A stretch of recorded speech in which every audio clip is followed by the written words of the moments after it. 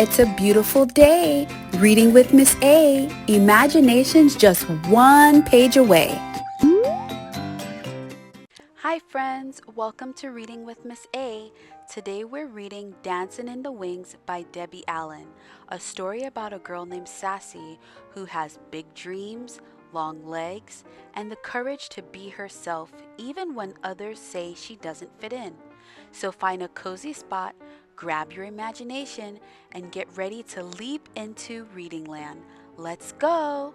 Dancing in the Wings by Debbie Allen, pictures by Kadar Nelson. Ever since I was born and could see, everywhere I look I saw dance. In the clouds as the wind blew them across the sky, in the ripples on a pond, even in the sea of ants marching up and down their hills, dance was all around me. Dance was me. My mom called me Sassy because I like to put my hands on my hip and because I'm always having something to say. Well, if you had feet as big as mine, you'd understand why. You should join the swim team since you got those long toes and don't need any fins, my older brother Huey teased. I shot right back. At least I don't have that big forehead looking like a street lamp. Mama said, "Stop all that bad talk. You act so ugly sometimes, Huey. Your big head is a sign of intelligence, and Sassy, your big feet will make you look longer and prettier in your ballet shoes." Legs were longer, all right, so that when I went into tendu, point my toe at the bar, I tripped Miss Catherine, our teacher, who was coming down the line, looking the other way. Splat! She landed under the piano, her legs up in the air. Ooh, it was so funny. Even she had to laugh. "Sassy," she called out, "I'm gonna tie orange bows on those big feet." "Sorry, Miss Catherine," I answered, "but if you don't wear your glasses, you still won't see them. One thing's for sure, because of my long legs and big feet, I could jump higher and spin faster than everyone else." I was taller than the rest of the kids at school, even the boys. At our recitals, all the other girls got to dance solos and duets and wear pretty tutus. I was too big for the boys to pick up, and I was too tall to be in line with the other girls, so I watched from backstage, dancing in the wings, hoping that if I just kept dancing and trying, it would be my turn to dance in the spotlight. One day at the end of ballet class, Miss Catherine announced, "Dr. DeBato from the Russian school is coming next week to look for talented young people for the Summer Dance Festival in Washington, D.C." The whole room turned into a whirlpool of excitement as the sign-up sheet was posted. Everyone wanted to try, especially me.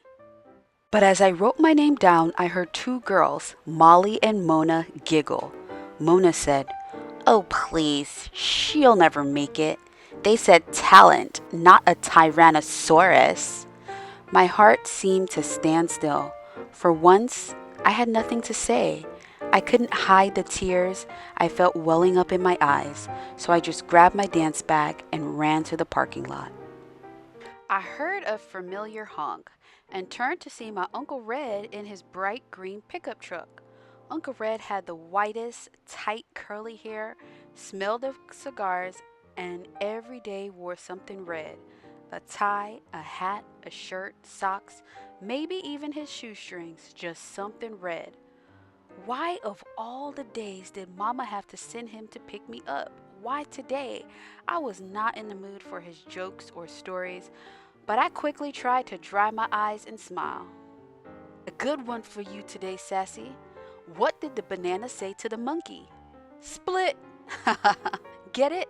Split. Banana split. I started to cry. "Sassy, what's wrong?" he asked. I told him what had happened. "I'm just so much taller than the other dancers, Uncle Red." "Sassy," he said, "you gotta look at that as a gift. Being tall means you can see all around, so you can always find the right path to take." "No," I said. "It means I stick out like a big acne bump on someone's nose. I'll never get to dance. It's a waste of time to go to that audition." Listen, gal, said Uncle Red, if I was as tall and pretty as you, I wouldn't need to wear red so people know it's me coming and going. All you gotta do to make your mark on the world is walk into a room. By the time I got home, Uncle Red had cheered me up, had me laughing and feeling better. As I got out of his truck, he waved goodbye, calling out, "Make your mark, gal." Huey and his football friends stopped playing. Huey yelled out, "Hey, Sassy, why don't you come play with us? We need a goal post." His little mean, ugly friends laughed. Boy, did that make me mad. "Sure, if we can use your big head for the ball," I shouted back. His friends screamed with laughter. Huey got so mad he turned red, looking like a tomato with that big head. Ha! We were just about to go at each other when Mama called us inside. Late that night, I lay awake staring out my window and thinking about Uncle Red's words. I could see myself dancing on the Milky Way, swirling like a twinkling shooting star. Next thing I knew, I was talking to myself out loud. I'm going to that audition, big feet and all. On the day of the tryout, kids came from all over the city. It was so crowded. Everyone was expected to wear black, but like Uncle Red, I picked my own color, bright yellow. Instead of standing in the back, I squeezed between Molly and Mona right in the front row. I ignored their snickering. Miss Catherine came in and introduced Mr. Debato. Everyone applauded. Boy, was he short. Couldn't have been more than 4 feet 9 inches tall. He started walking down the rows, pacing back and forth, just looking at us. Then he stopped right in front of me and said, "Young lady, why are you wearing that loud yellow leotard? I need to put on sunglasses to see anybody else. Please go to the back row." Molly whispered, "See ya, wouldn't want to be ya." At least he noticed me, I snapped. I put my hands on my hips and walked to the back. The first round of audition was center floor exercises. Mr. Debato walked around pounding and poking, making corrections. He stopped once and looked right at me but didn't say a thing. I held my breath as he dismissed almost half the kids after the first round. But not me. Next was the adagio, the slow section. I stood as close to Mona as I could get and whispered, "Your skinny, little, short legs are gonna look like chicken wings next to mine." "I'd rather look like a chicken than a turkey like you with that long neck," she answered. "Talk to the hand," I told her, and I took my leg up so high it got stuck. Luckily, I could balance on my other big foot. So I just held it until Mr. Debato remarked, "Young lady, the exercise is finished." Oh, I jumped out of position. "Show off," Molly grunted. "Gobble gobble," Mona imitated a turkey. Came the leaps across the floor. I took off like Jackie Joyner-Kersee in the long jump at the Olympics. With one leap, I sailed in the air past all the other girls.